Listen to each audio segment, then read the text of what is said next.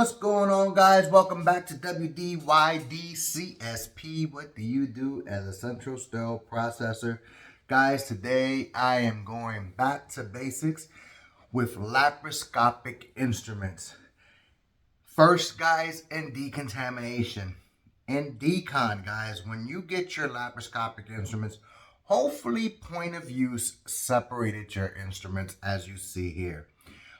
They should have done some kind of pre-treatment. Assume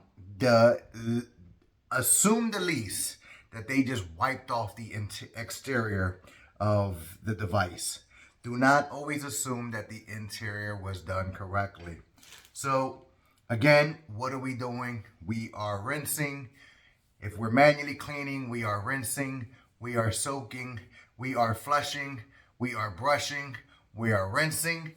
And then if that's the manual cleaning process going straight through the window, that is your manual cleaning. If you're manually preparing these instruments, here is my opinion. All right. You still need to rinse. You still need to flush. You still need to brush. You still need to soak. And when you soak, you want to prime your instruments. Okay, and then you want to flush and brush and then flush again. And then you want to rinse very well before you place into your mechanical cleaner that should have flushing ports, okay? If you're placing this in an ultrasonic, and this is my opinion, guys, if you're placing this into a regular ultrasonic that just submerges and has cavitation, before you place that in there, you need to prime this instrument so that it can get all contact. But at the end of the day, guys, when that comes back out, where is the debris at? The debris is still inside of this instrument. So you would need to flush and again brush this instrument again to make sure that any debris that was stuck in there, you want to get out. If you're placing this into a washer disinfector that doesn't have a flush port, again, it's very difficult to place this on an angle for drainage, and it's not guaranteed that any solution or water is going to go inside and clean these cannulated instruments. So the cleaning of these cannulated laparoscopic instruments, very tricky when it comes to automation. If you do not have flush ports on it, I honestly believe that you have to be extremely meticulous with the manual process. So what are we doing? We are rinsing in decon, right? Okay, we are grabbing a syringe with some water, and what we want to do is we want to connect to one of the ports here. Okay, you want to place your finger on one of the ends here, and you want to flush until you see no debris coming out, right? When you soak this instrument, again, you're going to soak up some of the detergent. You're going to go ahead and place it in the port, place your finger over an end, and prime this instrument. Priming means you're going to fill this up with detergent and solution. You're going to watch until no bubbles come out the other side, and you're going to allow the allotted time of soaking by either the manufacturer's directions or the detergent's instructions. The next thing, guys, is brush selection. Now, I do not have the proper length brush, but you want to get a brush that is the correct diameter to do the job, okay? It shouldn't be very difficult to push this brush in. And again, this is the wrong brush, guys. Let me see, I might have. Nope, I don't have the correct brush in here to show you the correct brushing of this instrument, but you want a brush that is going to go all the way into this cannula. Might fit into this one. That's going to go all the way up into this cannula, and all. It's not going to fit in that one either. But anyway, all the way into this cannula, and you want to do a twisting motion while you're cleaning this brush, and it exits the other side. When it exits to the other side, you want to inspect that for any debris. Use your fingers to remove the debris. And again, with a slight turning action, you want to pull it back out of this instrument. Okay, unless the IFU tells you a one-time pass. But you want to pull it back out and continue doing that until no visible debris is seen. Okay, you then want to go ahead and you want to draw up some detergent again, and you want to flush this out real good while it's submerged to make sure that anything that you broke up in there is getting flushed out. Okay, with the jaws, guys. So with these jaws,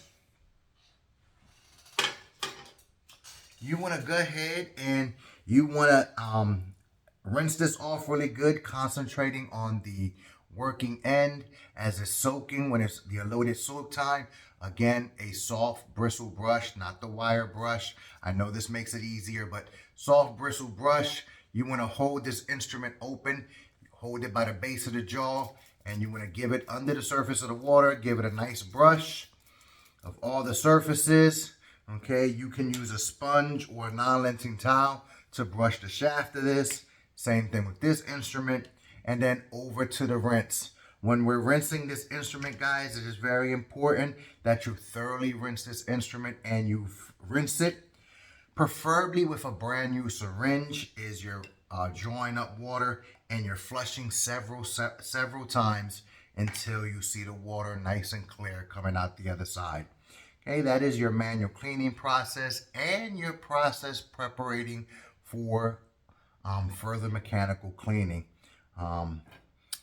The handles, again, different style handles. Handles are, again, meticulously cleaned the same way. You want to make sure that you actually manipulate the handle while it's underwater, under the detergent, to break up any soils that are trapped in the actual joints in there. So you want to make sure that you hit them properly.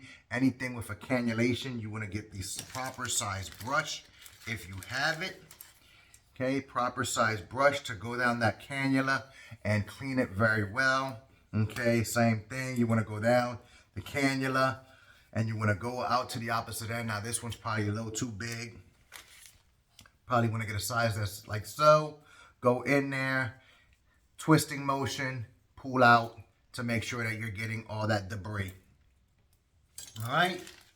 So same thing with the rinsing and over through the pass-through window. Now, if you are going into a mechanical cleaner, guys, I don't know, maybe sometime in the future, maybe not in my lifetime, but I am totally against placing coated instruments into the ultrasonic.